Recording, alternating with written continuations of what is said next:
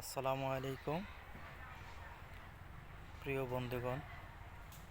আজ একটা ভিডিও নিয়ে আসতেছি। আশা করি সবাই ভালো আছেন।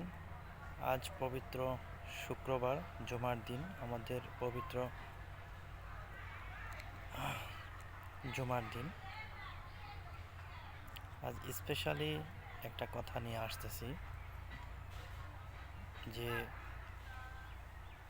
আওয়ামী লীগ এবং বিএনপি এবং জামাত ইসলামী, আজ আমি মন থেকে আসলে এই কথাটা বলতেছি যে স্পেশালি আমার ভিতর থেকে রিয়ালাইজ করে যে সবাই যেন আমরা এবার জামাতে ভোট দিই ইনশাআল্লাহ। আমি কোনো স্পেশালি কোনো দল করি না, জাস্ট একটা বার আমরা ইসলামকে সুযোগ দিতে চাই ইনশাআল্লাহ, আল্লাহ যদি রহম করে। সবাইকে অসংখ্য ধন্যবাদ। আসসালামু আলাইকুম।